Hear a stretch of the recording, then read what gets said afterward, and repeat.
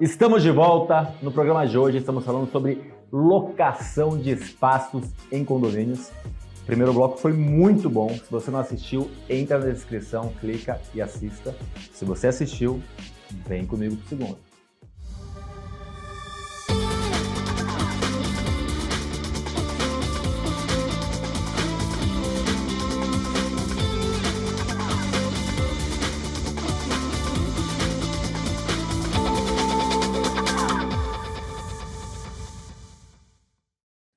Estamos com dois síndicos profissionais, dois síndicos certificados 5 estrelas, Liliane Moreira e Marcelo Cabral. E, Marcelo, a gente terminou falando sobre áreas que são conjuntas, né? Então você tem lá no condomínio o salão de festas, a churrasqueira, o espaço gourmet, sei lá, alguns espaços que são interligados. E muitas vezes no RI ali você tem o aluguel separado de cada área, mas é complexo você fazer essa alocação separada. Você estava contando aqui fora do ar e aí eu nem te perguntei porque eu falei, deixa eu perguntar no ar. Conta o caso que você estava contando do condomínio, por favor. Você falou que você tem 2 casos, né? Isso. Esse é um grande desafio para nós síndicos nesses prédios mais modernos. Esses que a gente chama aí da moradia mista, né? Onde você tem o espaço residencial e o espaço não residencial, que normalmente vai para locação de curta temporada. O que acontece é que as construtoras estão fazendo é uma unificação dos espaços para interação maior entre os condôminos. Então você não tem mais aquela separação. Eu estava te contando, eu vi um prédio essa semana em que toda a laje de um dos andares é só área de recreação. Só que lá você tem tudo, você tem área gourmet, você tem espaços de churrasqueira, você tem espaços de lounge, você tem coworking, e é tudo aberto. Você não consegue simplesmente separar aquilo de uma maneira física. Como é que você faz isso? Esse é um desafio grande para a gente que vai principalmente fazer um regulamento interno, né? Porque esse prédio não foi entregue ainda. Então, ele está pronto, ele vai ser entregue em breve, né? E a ideia é exatamente essa. Quando eu fui conversar com o incorporador, ele falou, mas a gente quer que as pessoas interajam. Eu falei, então, mas você vai ter residentes fixos e residentes e moradores de curta temporada. Você vai colocar todo mundo no mesmo ambiente, legal. Como que você controla isso? E, principalmente, como é que você reserva e cobre? Eu quero usar um espaço gourmet para minha família. Só que é tudo aberto, Ricardo.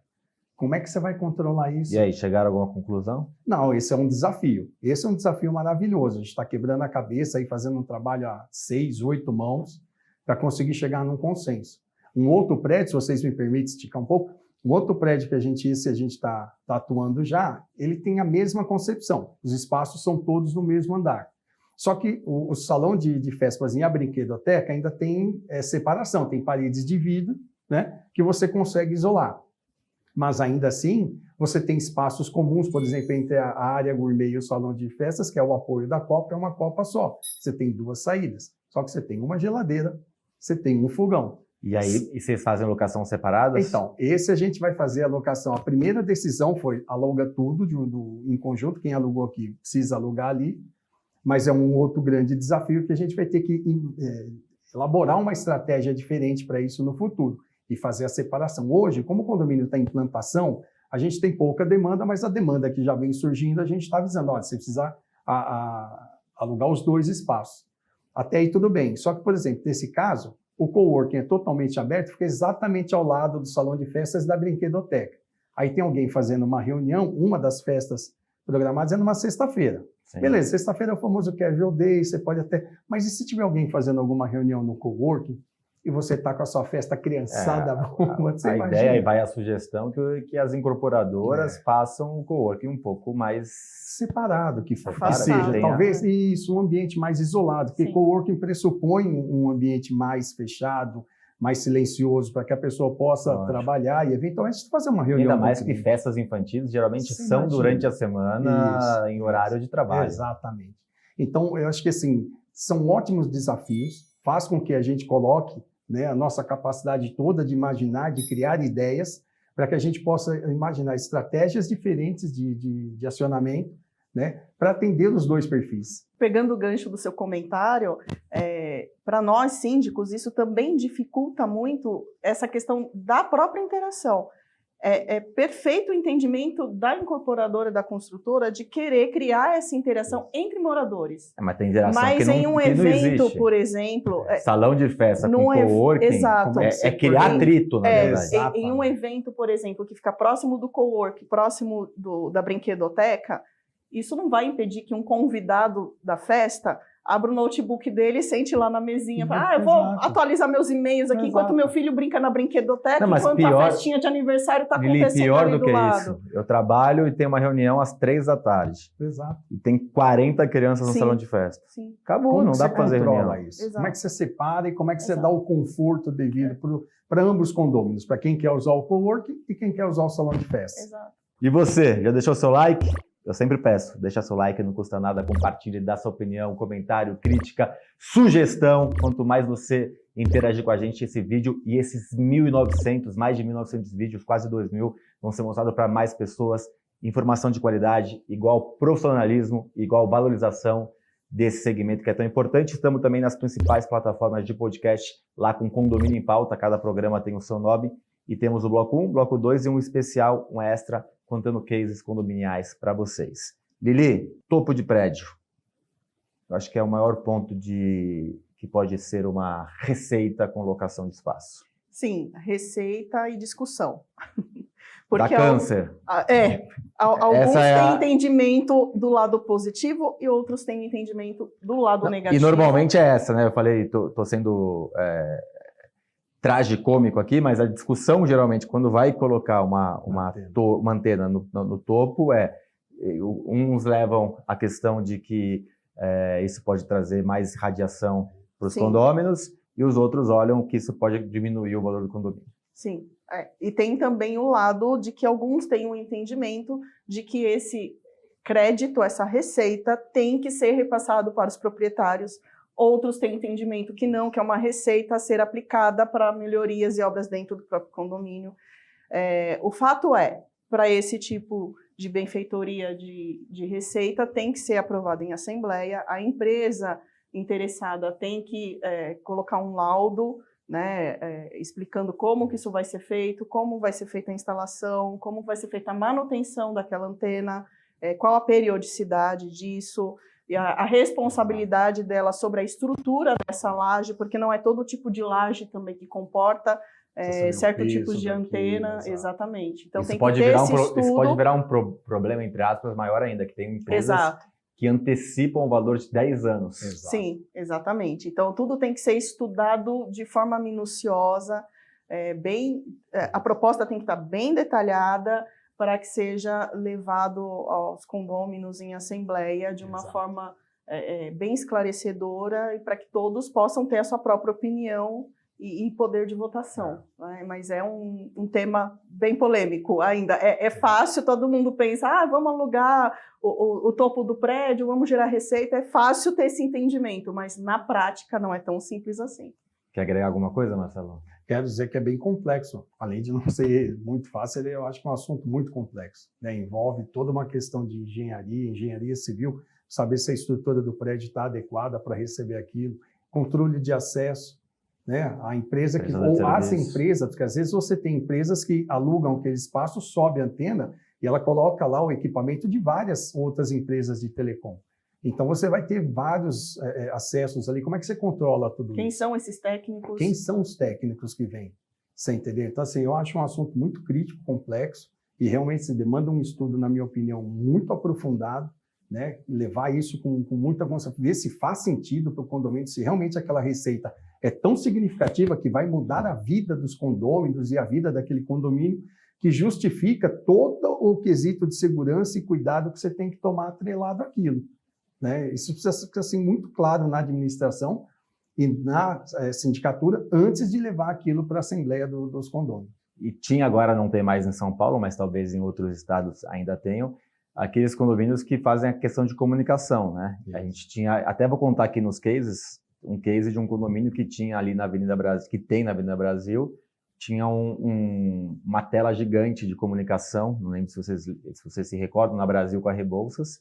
Era uma tela gigante de comunicação que fazia marketing, aí veio a lei da cidade limpa, que não me falha a memória, foi o Haddad que implementou, não tenho certeza, mas acho que sim. E aí tirou essa utilidade desses condomínios.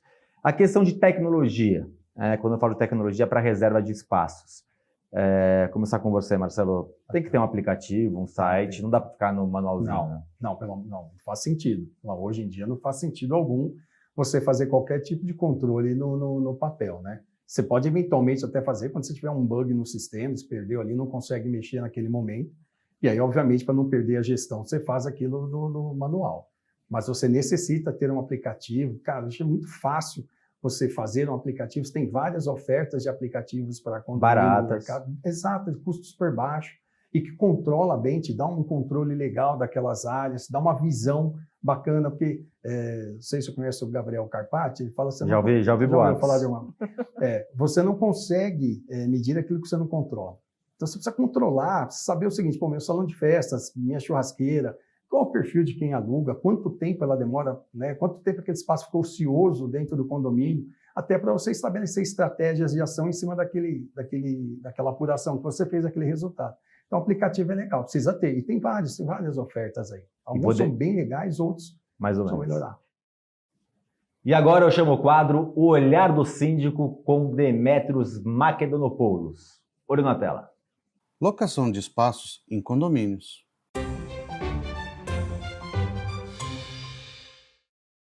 A locação de espaços em condomínios é uma prática cada vez mais comum, trazendo benefícios tanto para os moradores quanto para os síndicos, permitindo que áreas comuns como salão de festas, churrasqueira e espaço gourmet sejam utilizadas pelos moradores mediante o pagamento de uma taxa. Ao alugar esses espaços, há um melhor aproveitamento dessas áreas comuns, incentivando a convivência entre os moradores e promovendo eventos sociais. A taxa cobrada visa cobrir, ao menos, os custos de manutenção e limpeza desses locais.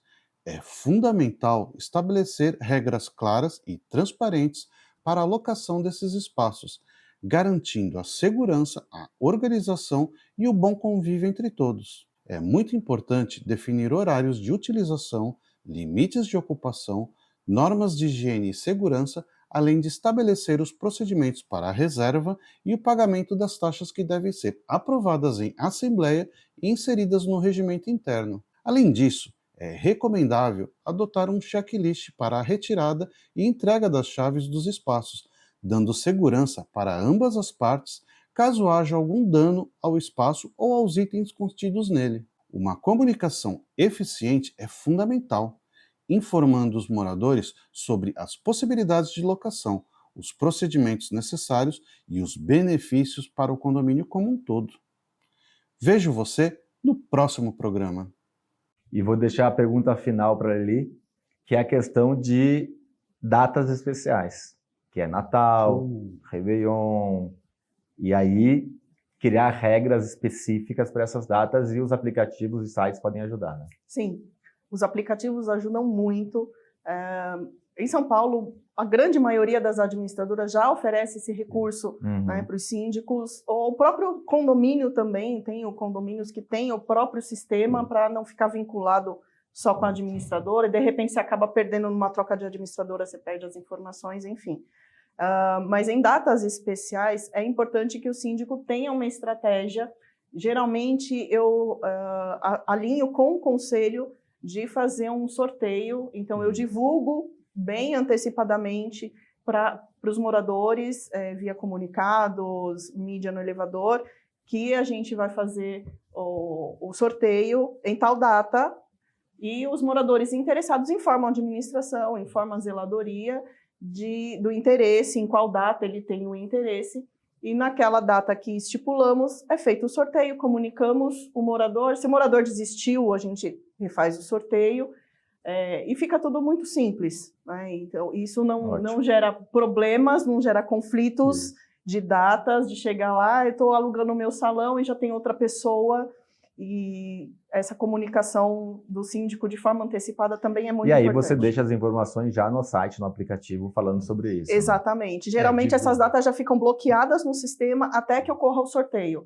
E quando é feito o sorteio, a administradora já linka com aquela unidade que foi sorteada. Muito obrigado. Eu que agradeço. Volte sempre. Obrigada. Muito obrigado. Muito obrigado. Muito bom o programa. Excelente. Legal.